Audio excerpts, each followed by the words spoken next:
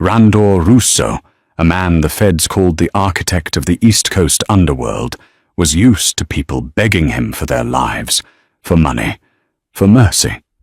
He had never been approached by a 6-year-old girl in a soaked yellow raincoat, holding a battered teddy bear. She looked up at him, her eyes wide, unblinking, completely unafraid of the suppressed pistol loosely gripped in his right hand, and asked the one question that would dismantle his entire empire. "Mister, do you know someone who wants a child?" The night was bitterly cold, the kind of New England chill that sank into the marrow and refused to leave. Randor Russo stood in the shadows of an alleyway off Atwell's Avenue in Providence. He had just concluded a meeting at a private social club on Federal Hill, a meeting that ended with 2 men from the remnants of the Patriarcha crime family breathing their last on a vinyl floor. Randor was 34, but his eyes held the weary, cold depth of a man who had lived 100 violent lifetimes. He was the head of the Russo Syndicate, an organization that controlled the docks from Boston down to Rhode Island.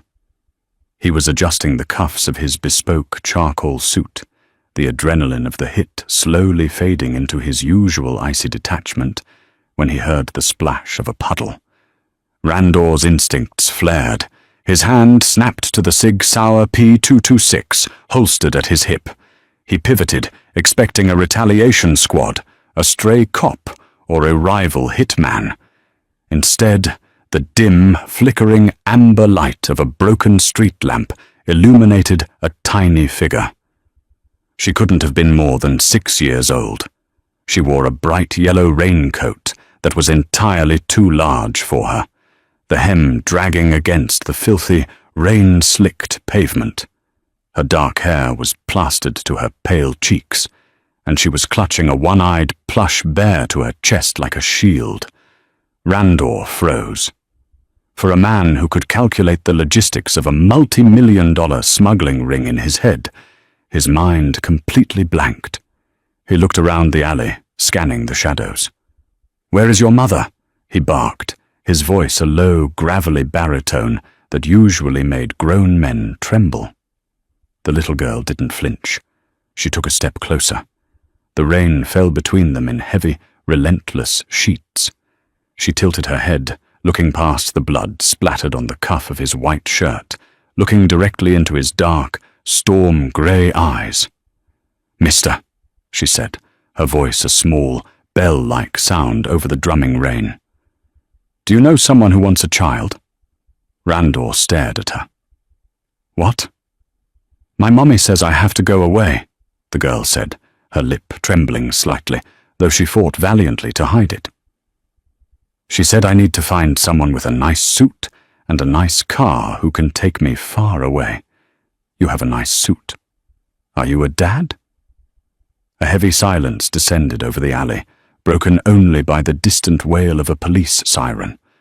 Randor knelt down, ignoring the grime soaking into the knees of his $1,000 trousers. He realized then that the girl was shivering violently. Her small hands were blue with cold. He noticed something else too, a dark, purpling bruise on her jawline. Rage, sudden and unfamiliar, spiked in his chest. Randor Russo was a killer, a racketeer, an extortionist. But he had a strict code, one instilled in him by his late father, the old Don. Women and children are ghosts. You do not touch them, and you do not see them. "What is your name?" Randor asked, his tone softening a fraction. "Lily," she whispered. "Lily. I am Randor," he said, slowly taking off his heavy cashmere overcoat and draping it over her small shoulders. It swallowed her entirely. "Who did this to your face, Lily?" "The bad men," she said simply. "They are looking for Mommy. Mommy told me to run out the fire escape and find someone to buy me. She said I'm worth a lot of money because I'm quiet." Randor felt a cold dread settle in his stomach. This wasn't a case of a negligent parent. This was a desperate play for survival. He knew the streets of Providence, knew the predators that lurked in them. If Lily had asked the wrong man this question, she would have vanished into the darkest corners of the human trafficking rings he actively waged war against. "I am not going to buy you, Lily," Randor said, standing up and taking her small, freezing hand in his large, scarred one. "But I am going to find your mother. Show me where she is." Lily hesitated, gripping her teddy bear tighter. "She told me not to come back. She said the bad men will shoot her." "I am worse than the bad men," Randor stated, the terrifying truth of the statement lost on the child. "Take me to her." Lily nodded once, turning and leading the most feared Mafia boss on the East Coast through a labyrinth of forgotten alleyways and rusted fire escapes toward the decaying heart of the city's abandoned industrial district. The building was a condemned tenement near the edge of the Woonasquatucket River. The stench of rot and dampness permeated the air. Lily led Randor up 3 flights of stairs that groaned under his weight. She stopped in front of apartment 3B, a door whose frame was splintered and hanging off its hinges. "Mummy locked it from the inside," Lily whispered. Randor gently moved the child behind him. He drew his weapon, checking the corners of the dark hallway. He didn't bother knocking. He raised his heavy leather boot and kicked the door right next to the deadbolt. The wood shattered, and the door flew open. "Don't move!" a female voice screamed. Randor stepped into the room, his gun raised, sweeping the area. The apartment was a squalid, single-room box. Huddled in the far corner, behind a barricade of a flipped mattress and a broken dining table, was a woman. She was holding a rusty, shaking kitchen knife. "Lily!" the woman cried out, her eyes widening in horror as she saw her daughter stepping out from behind the towering, imposing man in the suit. "I told you to run. I told you not to come back." "I found a man, Mommy," Lily said, her voice carrying a naive triumph. "He has a nice suit." Randor holstered his weapon, raising his hand slowly. He took a moment to analyze the woman. Her name, he would soon learn, was Lindsay Hayes. She was in her late 20s. Her clothes were torn, her ash-blonde hair matted with sweat and dried blood. She had a severe laceration across her forehead, and her left arm hung at an awkward angle. But it was her eyes that struck him. They were a piercing, vibrant green, filled with the kind of primal, feral terror of a cornered animal willing to fight to the death. "Put the knife down," Randor said, his voice flat, commanding. Lindsay squinted at him in the dim light pushing through the grimy window. Her breath hitched. The knife in her hand began to shake more violently. "I know you," she breathed, all the color draining from her already pale face. You're Randor Russo." Randor's jaw tightened. "If you know who I am, you know the knife is useless. Put it down." Lindsay dropped the knife as if it had burned her. She crumpled to the floor, pulling her knees to her chest, a sob tearing from her throat. Oh God, it's over. Richard sent you. Of course he sent the ghost. Just, please kill me quickly. But let the girl go. She doesn't know anything. I beg you, Russo. Take me. But let Lily go." Randor stepped over the broken door frame, completely ignoring the barricade. Richard Lucchese." "Don't play games with me," Lindsay yelled, hysterics taking over. "I know he hired you to get the ledger back."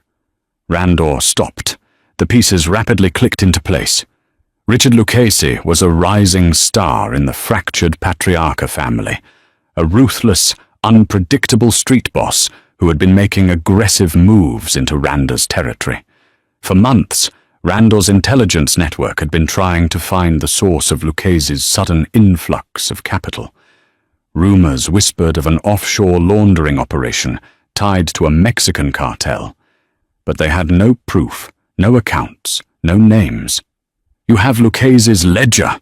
Randor asked, his voice suddenly sharp, dangerous. Lindsay looked up, wiping a mixture of blood and tears from her face. Confusion briefly replaced her terror. You aren't here for the ledger? Until 10 seconds ago, I didn't know you existed, Randor said. He looked at Lily, who had walked over to her mother and was patting her uninjured arm gently. Then he looked back at Lindsay. Tell me exactly what is going on, and I might just let you live. Lindsay took a shuddering breath. The reality of her situation was grim. She was a civilian, a low-level forensic accountant hired by a legitimate-looking import-export firm in Boston. It took her 3 years to realize the firm was a front for Richard Lucchese.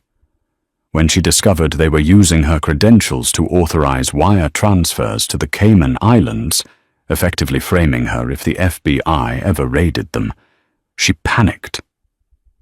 I downloaded the master drives onto an encrypted flash drive, Lindsay confessed, her voice shaking. I thought I could use it as leverage. Tell Richard to let me walk away, or I'd send it to the feds. I was stupid. I didn't realize how these people worked. He sent men to my house last night. They beat me. They hit Lily when she tried to stop them. I managed to blind one with a spray can and we ran. We've been hiding here. I knew they were closing in. I had to get Lily out. Randor processed the information with cold, mechanical precision. Lucchese's ledger was the holy grail. It was the key to completely dismantling his rival's financial infrastructure without firing a single shot in a street war. He looked at Lindsay. She was broken, bleeding, utterly defeated, and yet she had the courage to steal from the mob to protect her child, and the selflessness to try and sell her own daughter into safety rather than let her die. Randor walked over to the mattress and effortlessly tossed it aside. Lindsay cowered, pulling Lily close. Randor reached into his pocket and pulled out a clean, white linen handkerchief. He held it out to her. "Where is the drive?" he asked. Lindsay hesitated, then reached into her bra, pulling out a small metallic USB stick. She held it tightly in her fist. "If I give this to you, what happens to us?"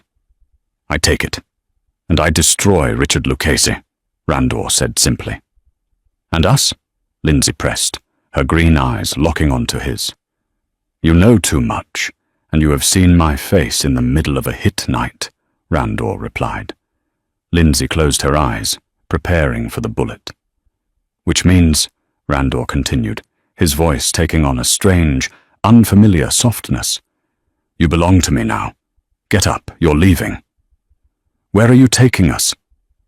"Somewhere Lucchese's men will never reach you," Randor said, turning his back to her. "If you want your daughter to live to see 7, you will follow me." Randor's estate was a fortress disguised as a Gilded Age mansion on the jagged cliffs of Newport, Rhode Island. Surrounded by wrought iron gates, high stone walls, and patrolled by armed guards who moved like shadows, it was impregnable. Lindsay awoke to the sound of crashing waves. She was lying in a bed softer than anything she had ever felt, enveloped in heavy silk sheets. For a wild, disorienting moment, she thought she had died. Then the dull, throbbing pain in her arm and head reminded her she was still tethered to the waking world. She sat up with a gasp. The room was massive, decorated in muted tones of charcoal and silver. "Lily," she croaked, panic instantly rising. "She is asleep in the adjoining room." Lindsay flinched. Sitting in a leather wingback chair in the corner of the room was Randor. He was no longer wearing the blood-splattered suit. He wore dark slacks and a black Henley that stretched tight across his broad chest, revealing the edges of dark tattoos trailing up his neck. He looked less like a corporate executive and more like the violent mob boss he truly was. "My Dr. Stanton, set your arm. You had a minor concussion and 3 fractured ribs," Randor said, not moving from the chair. He held a crystal glass of amber liquid, swirling it slowly. He gave you something for the pain. You've been asleep for 14 hours. Lindsay touched her head, feeling the thick bandage there. Why? She asked, her voice raspy. Why what? Why save us? You have the drive. You could have killed us in that apartment and taken it. That's what your kind does. Rando's eyes narrowed. He set the glass down on a side table. He stood up, crossing the room with a predatory grace that made Lindsay press herself back against the headboard.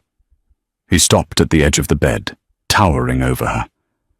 Do not presume to know my kind, Lindsay, he said, his voice dangerously low. I am a businessman. The drive is secure. My technicians are already dismantling Lucchese's accounts. But beyond business, I do not execute mothers and children, especially not a mother who was willing to give up her own flesh and blood to save her. Lindsay swallowed hard, intimidated, but refusing to break eye contact. The fear was still there, but beneath it, a spark of defiance flickered. So what are we? Prisoners. Guests, Randor corrected. Until I say otherwise, Lucchese's men are tearing Providence apart looking for you. If you walk out of my gates, you will be dead before you reach the highway. I can't stay here, Lindsay argued, clutching the sheets. I have no money, no clothes. Everything has been provided, Randor interrupted. There are clothes in the wardrobe. Food will be brought to you. Do not leave the east wing of the house without an escort. He turned to leave. Randor. He paused at the door, his hand on the brass knob. It was the first time she had used his first name. It sounded strange coming from her lips, soft, lacking the fear and reverence his subordinates used. Thank you, she whispered. Randor didn't look back. Don't thank me yet. Over the next 2 weeks, a bizarre domestic rhythm settled over the Newport estate. Lindsay healed, her bruises fading from angry purples to dull yellows. She spent her days in the sprawling library, or walking the walled gardens, always shadowed by a silent, broad-shouldered guard named Martha Penhaligon, Randor's trusted underboss. But it was the evenings that began to shift the dynamic. Randor was a ghost in his own home. He worked in his study, orchestrating the systematic destruction of the Lucchese faction. Yet, every evening at 7, he emerged to eat dinner in the grand formal dining room. Lindsay and Lily were required to join him. At first, the dinners were suffocatingly silent, but Lily, blissfully unaware of the gravity of their host's profession, refused to abide by the silence. One evening, as rain battered the massive floor-to-ceiling windows, Lily pointed her fork at Randor. Mr. Randor, why do you look so angry all the time? Lindsay nearly choked on her wine. Lily. Hush. Randor slowly put down his knife. He looked at the little girl, who was wearing a pristine white dress his staff had bought for her. I am not angry, Lily. I am thinking. You think too hard, Lily declared, taking a bite of her mashed potatoes. It makes your face all wrinkly. Are you going to be our new dad? The silence that followed was deafening. Lindsay felt her face burn with intense heat. She looked down at her plate, mortified. Lily, apologize right now. Mr. Russo is just... He is letting us stay here. Randor looked from the child to the mother. He noticed the blush on Lindsay's cheeks, the way her green eyes darted away nervously. For the first time in perhaps a decade, the corner of Randor's mouth twitched upward into the ghost of a smile. I am not your father, little one, Randor said, his tone remarkably gentle. But I will make sure no one ever hurts you or your mother again. Lindsay looked up, startled by the sincerity in his voice. In that moment, looking at the hardened Mafia boss softly indulging a 6-year-old, the terror she felt toward him began to fracture. He was a monster to the world, a man built on violence and extortion, but here, in this fortress, he was a shield. And God help her, she found herself deeply, confusingly drawn to the man behind the shield. Later that night, long after Lily was asleep, Lindsay found herself wandering down the hallway toward the kitchen for a glass of water. As she passed Randor's study, she heard raised voices. The door was slightly ajar. She crept closer, peering through the crack. Randor was standing behind his mahogany desk, leaning heavily on his knuckles. Martha, the underboss, was pacing the Persian rug. "Boss, it's getting out of hand," Martha was saying, his thick Boston accent strained. "We drained Lucchese's offshore accounts. He's bleeding. But instead of folding, he's going scorched earth. He knows someone flipped, and word on the street is he tracked the GPS on the girl's burner phone before she smashed it. He knows the general area she vanished." "He doesn't know she's here," Randor countered coldly. "He's not an idiot, Dom. He puts two and two together. The accounts get drained exactly when the girl goes missing in your territory. He's rallying the commission. He's claiming you broke the truce by sheltering a thief." Martha stopped pacing, looking directly at his boss. "Give the woman up, Dom. We got the money. We won the war. You hand her over, Lucchese saves face, and we take his territory without a single bullet fired." Lindsay stopped breathing. Her heart hammered against her ribs like a trapped bird. She clamped a hand over her mouth. This is it, she thought. This is where the fairy tale ends. She watched Randor. The boss stood perfectly still for a long, agonizing moment. The silence stretched tight enough to snap. Finally, Randor stood up straight. He looked at Martha, his grey eyes flashing with a sudden, terrifying violence that made Lindsay shiver. "Martha," Randor said, his voice a deadly, quiet hiss. "If you ever suggest handing Lindsay and the child over to those animals again, I will personally put a bullet between your eyes." Martha swallowed hard, taking a step back. "Understood, boss. But Lucchese is bringing an army." "Then let him come," Randor said, turning to look out the window into the pitch-black night.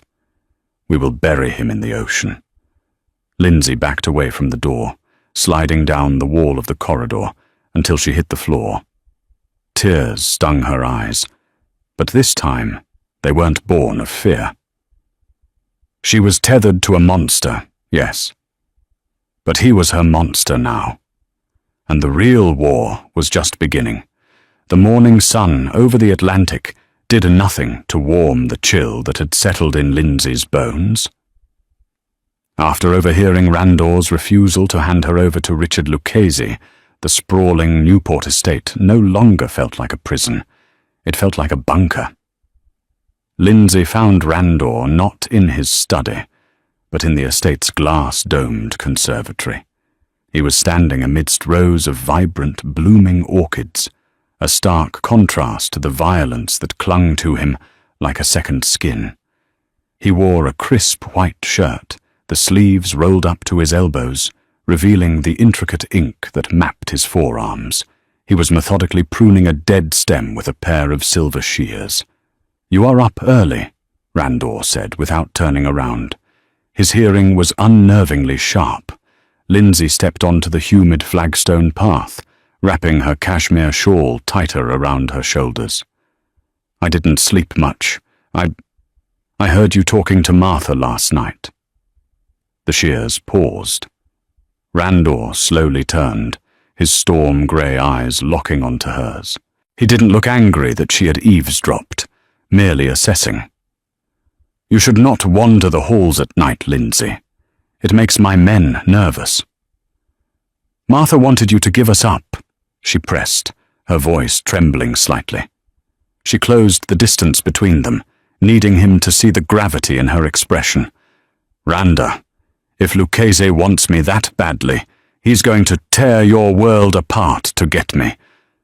Why are you risking your empire for a woman and a child you met 2 weeks ago?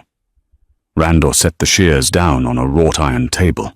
He closed the gap between them, stopping mere inches away. He was so close she could smell the sandalwood of his soap and the faint, ever-present metallic tang of danger. My empire, Randor said, his voice a low, gravelly hum, was built on leverage, fear, and absolute control. Lucchese is a rabid dog who thinks he can bark loud enough to make me step aside. He wants you not just because of the ledger, but because taking you from my territory proves he can bleed me. He reached out, and for a heart-stopping second, Lindsay thought he was going to grab her by the throat. Instead, his rough, calloused fingers gently brushed a stray lock of ash-blonde hair behind her ear. The touch was so startlingly tender, it made her breath hitch. "I protect what is in my house, Lindsay," he murmured, his gaze dropping briefly to her lips before meeting her eyes again. "And you, whether you like it or not, are under my protection. I do not bow to rabid dogs." Before Lindsay could process the heavy, suffocating tension thickening the humid air between them, the heavy mahogany doors of the conservatory burst open. Martha strode in, his face pale, a ringing cell phone clutched in his fist. "Boss, we have a massive problem." Randor's demeanor shifted instantly. The gentle protector vanished, replaced entirely by the ruthless head of the Russo syndicate. "Report!" "Pier 42 in South Boston," Martha said, his chest heaving. "Lucchese didn't attack the men. He hit the infrastructure.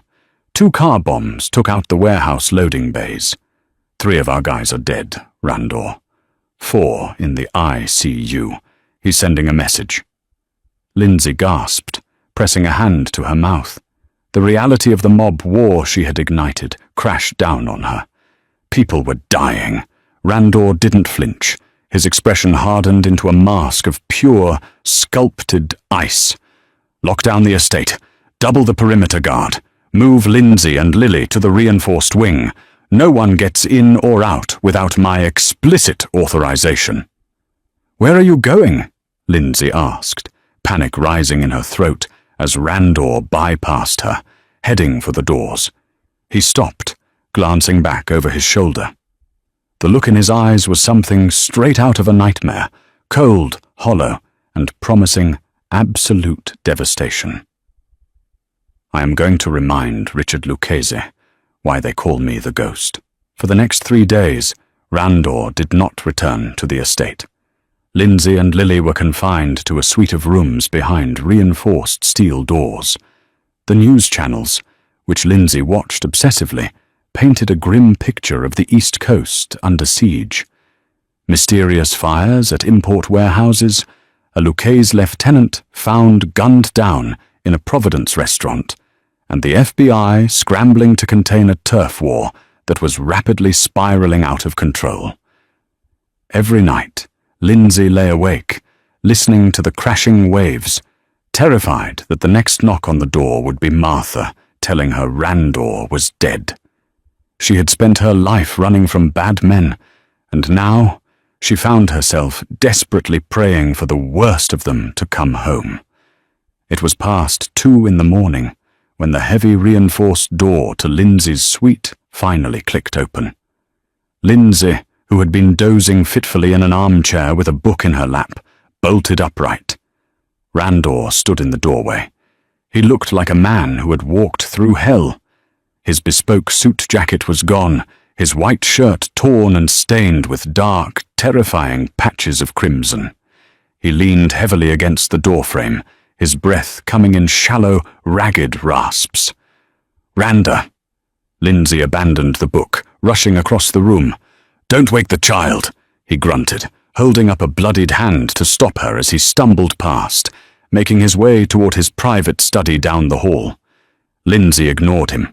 She followed him into the study, watching in horror as he collapsed heavily into the leather chair behind his desk.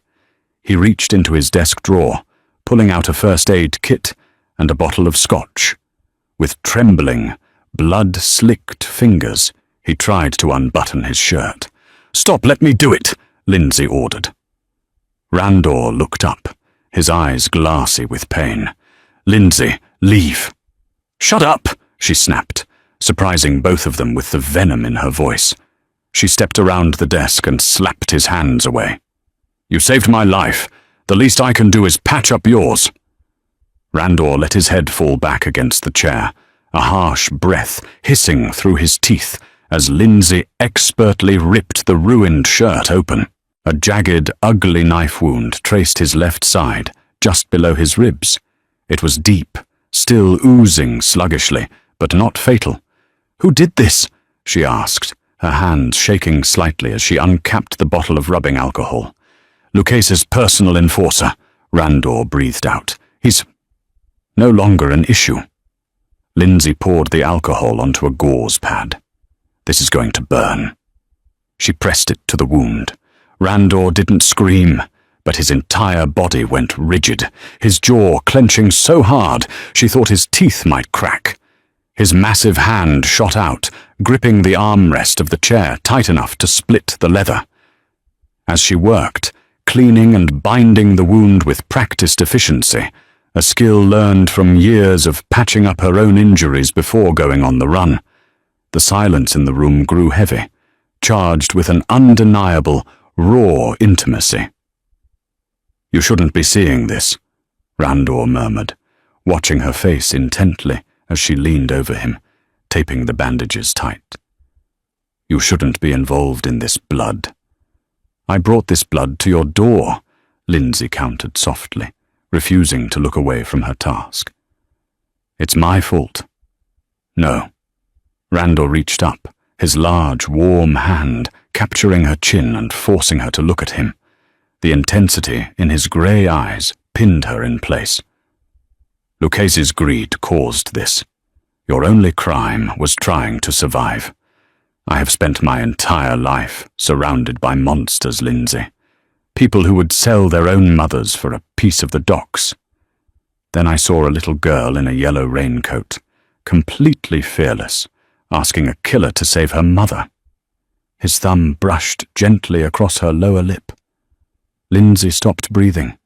The pain, the violence, the Mafia war outside these walls, it all evaporated, leaving only the heat radiating between them.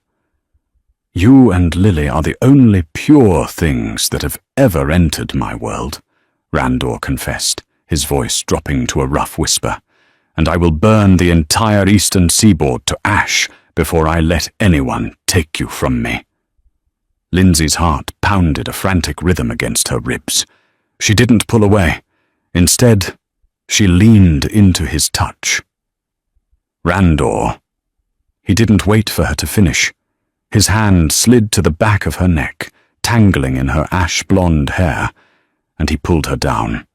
The kiss was desperate, bruising, and entirely consuming. It tasted of scotch, copper, and raw, unfiltered need. Lindsay surrendered to it completely, wrapping her arms around his broad shoulders, anchoring herself to the most dangerous man she had ever met. For a fleeting, euphoric moment, she felt entirely safe. Then, the world exploded. A deafening blast shattered the serenity of the night, rattling the bulletproof windows of the study. The floor violently shook, sending books tumbling from the mahogany shelves. Randor broke the kiss instantly, his eyes snapping open, fully alert, the pain in his side forgotten.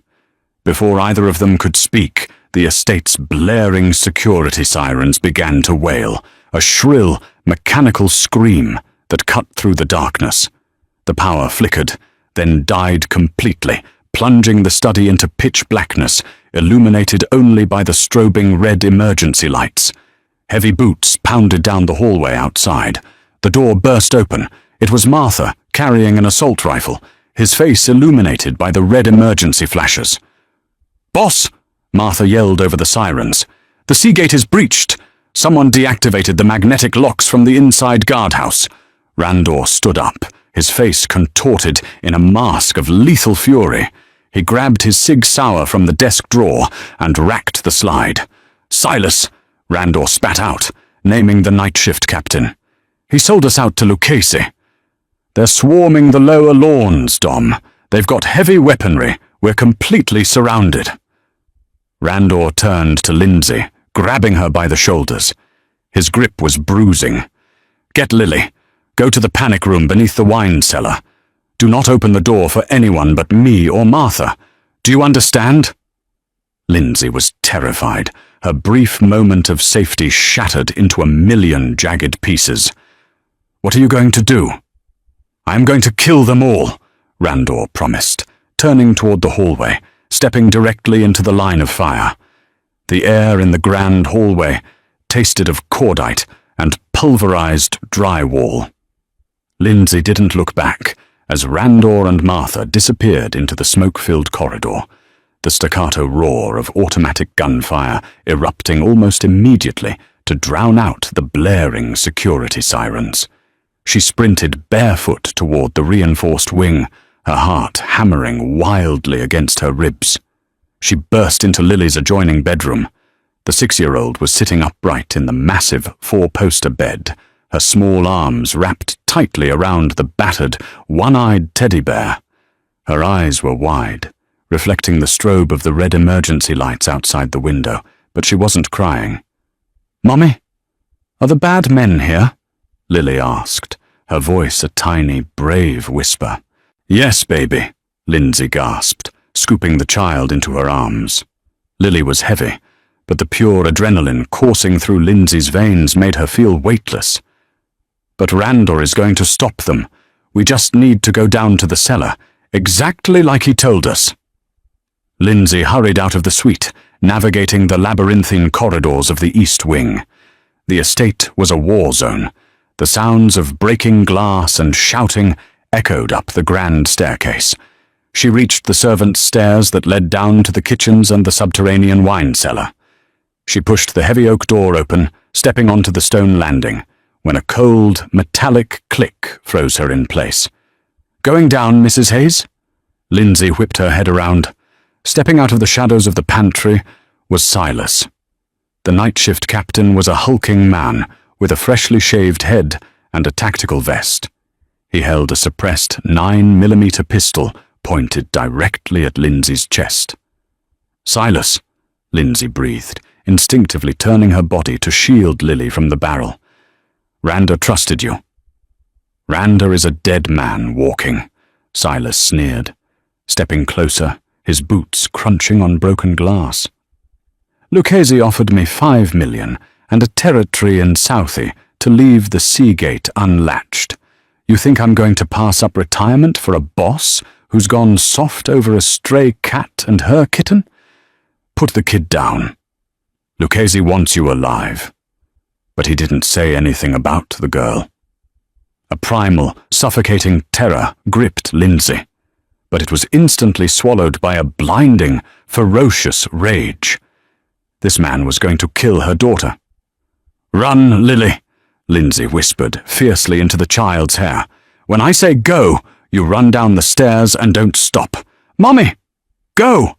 Lindsay screamed, violently shoving Lily toward the descending stone steps. Silas cursed, raising his weapon toward the fleeing child. But Lindsay didn't give him the chance. With a feral cry, she launched herself at the mercenary, her fingers curling into claws as she went straight for his eyes. The impact knocked Silas off balance. His gun discharged, the bullet ricocheting harmlessly off the stone ceiling. He grunted, bringing a heavy forearm down across Lindsay's face. The blow sent her crashing to the floor, her vision exploding into white stars. Blood instantly flooded her mouth. Silas stood over her, breathing heavily, wiping a scratch on his cheek. "Stupid bitch, I'll just shoot you in the kneecaps and drag you out." He aimed the pistol at her legs. Lindsay braced for the agony. A shadow detached itself from the gloom at the top of the stairs. There was no footstep, no warning, only the sudden, terrifying materialization of a predator. Randor's hand clamped around Silas's wrist with the force of a hydraulic press.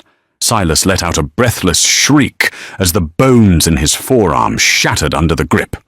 Before the mercenary could even process the pain, Randor drove his combat knife upward, burying the 6-inch steel blade to the hilt directly beneath Silas's jawline. Silas's eyes rolled back. Randor violently twisted the blade, then yanked it free, letting the traitor's massive body crumple to the stone floor like a discarded rag doll. Randor stood over the corpse, chest heaving, his pristine white shirt now completely soaked in a horrifying mixture of his own blood and the blood of his enemies. He looked like the devil himself, summoned from the depths of the estate. He immediately dropped to his knees beside Lindsay. "Are you hit?" he demanded, his hands frantically checking her over. "No," Lindsay sobbed, coughing up blood from her split lip. She grabbed his face, her hands smearing crimson across his cheeks. "Lily." She ran down the stairs. "I have her, boss," Martha's voice called out from the darkness below. The underboss emerged from the cellar stairs, carrying a trembling Lily securely in his arms. Randor let out a breath that sounded like a dry heave. He pulled Lindsay off the floor, holding her tightly against his uninjured side. "Martha, get them into the vault. Seal it. If anyone but me knocks, you shoot through the steel." "Where are you going?" Lindsay pleaded, gripping his lapels. "Silas said Lucchese is here. Let the police handle it. We have the ledger." "The police are bought. This ends tonight, Lindsay," Randor said, his voice dropping to that lethal, icy register. He pressed a harsh, desperate kiss to her forehead. "I told you. I protect what is mine." With that, Randor Russo turned, reloading his weapon, and walked back up the stairs into the burning heart of his mansion. The subterranean vault beneath the Newport estate smelled of aged Bordeaux and cold, unforgiving steel. Lindsay sat on the polished concrete floor, her arms wrapped so tightly around Lily that her own muscles cramped and burned. In the oppressive darkness, illuminated only by the faint, sickly green glow of the emergency exit sign above the heavy titanium door, the sounds of war were muted but unmistakable. Every heavy thud that vibrated through the ceiling sent a fresh wave of terror down Lindsay's spine. The staccato rhythm of automatic gunfire was a terrifying drumbeat, punctuated by the occasional, deafening boom of a fragmentation grenade that rattled the racks of vintage wine surrounding them. Martha Penhaligon stood stationed by the door, his massive frame rigid, the barrel of his assault rifle leveled squarely at the steel frame. Sweat beaded on his forehead, catching the green light. He was bleeding from a graze on his cheek, but his eyes never wavered from the entrance. "Is Papa going to die?" The question, whispered in the dark by a 6-year-old child, shattered Lindsay's heart. "Papa." Lily had already claimed him. In the span of 2 weeks, the most feared man on the eastern seaboard had become the center of her daughter's universe. "No, sweetie," Lindsay whispered fiercely, pressing a kiss into Lily's dusty, tear-streaked hair. She didn't know if she was lying. "He promised he would protect us." Randor doesn't break his promises. Above them, in the grand foyer of the Gilded Age mansion, the world was ending in a symphony of shattered glass and screaming metal. The estate's entrance was a slaughterhouse. The towering Carrara marble columns that had stood for over a century were chewed into jagged, chalky ruins by heavy caliber crossfire. The multi-million-dollar Chihuly chandelier, a cascading masterpiece of blown glass, lay obliterated across the checkerboard floor, resembling a frozen, colorful explosion. 4 of Randor's loyal men lay dead among the ruins, but they had extracted a horrific toll. A dozen of Lucchese's elite strike team were sprawled across the front steps and the grand staircase, their blood pooling in the grout of the expensive tiling. Richard Lucchese, a sharply dressed man in his late 40s with a permanent, arrogant sneer, stood behind the overturned remains of a heavy oak concierge table. He was breathing heavily, his bespoke Italian suit dusted with plaster and drywall. He had 3 remaining men with him, their tactical rifles trained on the sweeping curves of the grand staircase, anticipating a final, desperate charge. "It's over, Russo!" Lucchese's voice echoed through the ruined hall, hoarse and desperate. "Your perimeter is gone. You've got no men left. Give me the woman and the drive, and I'll let you walk out of here. You can take a boat to Europe and live out your days. Otherwise, I swear to God, we burn this place to the ground, with you and that brat inside it." Silence answered him. Only the crackle of a small, creeping fire, burning in the heavy velvet draperies, broke the stillness, casting dancing, demonic shadows across the bloody walls. "Did you hear me, Randor?" Lucchese yelled, his patience fraying into genuine panic. He knew the police were paid to look the other way for 30 minutes, but time was rapidly running out. "I hear a dead man barking." The whisper didn't come from the top of the stairs. It came from the shadows directly behind them. Randor had not taken the stairs. He had utilized the hidden servant passages built into the very walls of the mansion, passages he had memorized as a child when his father first bought the fortress. He stepped out from a concealed wood-paneled door directly behind Lucchese's right flank, moving with the terrifying, fluid silence that had earned him the moniker of the Ghost. Before the 3 henchmen could even register the shift in the air, Randor moved with lethal, mechanical precision. 2 suppressed shots from his Sig Sauer P226 took out the guards on the left, the bullets finding the unprotected gaps in their tactical armor at the neck. The 3rd guard managed to pivot, raising his weapon, but Randor closed the distance in 2 massive strides, swatting the hot barrel of the rifle aside and driving the butt of his pistol brutally into the man's temple. As the guard crumpled, Randor put a bullet through his chest to ensure he stayed down. Lucchese shrieked, blindly firing his pistol in Randor's direction, but his hand was shaking too violently. Randor sidestepped the wild shot, lashed out with a heavy boot, and kicked the gun out of Lucchese's hand. The impact snapped Lucchese's wrist with a sickening crunch. The rival boss screamed in agony, stumbling backward, his polished loafers slipping on the blood-slicked marble. He hit the ground hard, scrambling frantically like a cornered rat until his back hit the base of a shattered column. Randor stood over him. He looked like the devil incarnate. His pristine white shirt was soaked in a horrifying mixture of his own blood and the blood of the traitors he had butchered.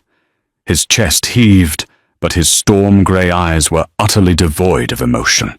He leveled the barrel of the Sig Sauer perfectly between Lucchese's eyes. "You think you've won?" Lucchese spat, clutching his broken wrist to his chest, spit flying from his lips. "You kill me. The Commission will hunt you to the ends of the earth. You broke the rules, Dom. You sheltered a thief. You brought a civilian into our world." "I didn't break the rules, Richard. I rewrote them," Randor said, his voice a low, gravelly hum that resonated with absolute finality. He reached into his pocket with his left hand and tossed a small, black burner phone onto Lucchese's chest. It clattered against his sternum. Lucchese flinched, staring down at the device. "What is this?" he wheezed.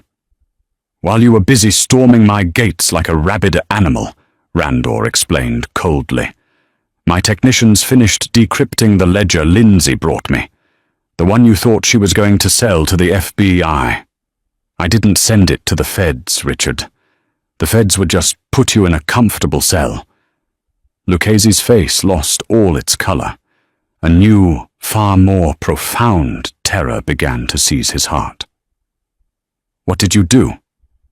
"I sent the unredacted ledger directly to the plaza bosses of the Sinaloa cartel," Randor stated. The ledger detailing exactly how you have been skimming 30% off the top of their laundering operations through the port of Boston for the past 3 years. I also sent them your offshore UBS routing numbers, which my people have currently emptied. Lucchese began to violently shake. The cartel did not operate with truces, sit-downs, or commission rulings. They operated with chainsaws, acid vats, and generational violence. No, Dom, you couldn't have. They'll kill my whole family. You are penniless, Richard. And by sunrise, there will be a $10 million bounty on your head, courtesy of Culiacan. The commission won't avenge you. They will hand you over, wrapped in a bow to save their own skins. Lucchese looked up at the towering figure of the ghost. The realization of his absolute, total destruction crashed over him. He wasn't just defeated. He was erased from history. So why? Lucchese choked out, tears of pure, undiluted terror welling in his eyes. Why kill me now? If I'm a dead man anyway, why not let them do it? Let me rot. Randor's jaw tightened. The memory of Lindsay's bruised, desperate face and Lily's terrified shivering in that Providence alleyway flashed vividly in his mind. He remembered the heavy, suffocating fear that had gripped his own heart when Silas had threatened them on the cellar stairs. Because, Randor whispered softly, you touched my family. Randor pulled the trigger. 2 weeks later, the morning sun filtered through the pristine, arched glass of the conservatory, illuminating the vibrant, newly bloomed orchids. The estate had been remarkably and quickly restored. The blood was scrubbed from the marble, the bullet holes plastered over, and the shattered chandelier replaced. Money could erase the physical scars of war, but Randor Russo knew it could never erase the memories. He sat in a high-backed wicker chair, heavily bandaged beneath his dark grey Henley, a silver-handled cane resting against his leg. He was quietly reviewing shipping manifests when he heard the soft, familiar footsteps on the flagstone path. Lindsay walked in. She looked breathtaking. She wore a simple, elegant emerald dress that brought out the startling vibrance of her eyes. Her ash-blonde hair fell in soft waves over her shoulders. The bruised, terrified woman he had found in a condemned tenement was gone, replaced by someone radiant, grounded, and incredibly strong. Randor's heart seized in his chest. He picked up a thick manila envelope from the wrought-iron table beside him and held it out. "What is this?" Lindsay asked, stepping close but not taking it. She looked from the envelope to his face, her brow furrowing. "New passports. Flawless, deep-cover identities for both of you," Randor said, strictly forcing himself not to meet her eyes. Looking at her would break his resolve. A bank account in Geneva with $15 million. Lucchese's skimmed money, completely untraceable. There is a private Gulf Stream fueled and waiting on the tarmac at TF Green. It will take you and Lily anywhere in the world. Paris, Tokyo, a quiet island in the Mediterranean. Lindsay stared at the envelope. The silence stretched between them, thick, heavy, and suffocating. "I don't understand," she whispered. "You are completely free, Lindsay," Randor continued, his voice tight, betraying the immense pain the words cost him. "Lucchese is dead. His faction is absorbed. The cartel is satisfied. No one is looking for you. You don't have to live in a bunker. You don't have to listen to gunfire in the night or wash blood out of your clothes. You can give Lily a normal life." Lindsay looked at the ruthless, scarred man sitting before her. This was his final act of protection. He was an underworld king who believed his soul was too dark, his life too violent, to ever truly be worthy of them. He was breaking his own heart to set her free. Slowly, Lindsay reached out. Her fingers brushed against his rough knuckles as she took the envelope from his hand. Randor's jaw clenched so hard, a muscle ticked in his cheek. He finally looked up at her, preparing to say goodbye to the only light he had ever known. Instead of turning away, Lindsay walked purposefully over to the small, decorative stone fire pit in the center of the conservatory, where a small fire was burning off the morning chill. Without a second's hesitation, she dropped the envelope directly onto the burning coals. The paper curled, instantly catching fire, consuming the passports and the $15 million account details in a burst of orange flame. Randor stood up, wincing sharply as his injured side pulled. "Lindsay, what the hell are you doing?" "I am done running, Randor," Lindsay said, turning back to him. Her green eyes were blazing with a fierce, unwavering certainty that pinned him in place. She crossed the room, stepping directly into his personal space, bringing with her the scent of vanilla and rain. She wrapped her arms carefully but firmly around his neck. "I spent my whole life looking over my shoulder for monsters. Then I met the scariest one of all, and he gave me a home. Lindsay, my life is a war zone," he rasped, his hands hovering over her waist, terrified to taint her, desperate to pull her in. "Then I'll be your armor," she whispered fiercely. "You told me you protect what is yours. Are you going back on your word, Russo?" Randor stared at her, the ice that had encased his soul for 34 years, completely and violently shattering. A low, rough sound that was half laugh, half sob escaped his chest. He gave up the fight. He wrapped his massive arms around her waist, pulling her flush against his solid frame, burying his face in her neck, breathing her in like a drowning man finding air. "Never," he swore against her skin. "God, never." He captured her lips in a searing, desperate kiss, sealing the vow. It was a kiss that promised violence to anyone who threatened her, and absolute devotion for the rest of his days. Just then, the heavy glass doors to the conservatory burst open.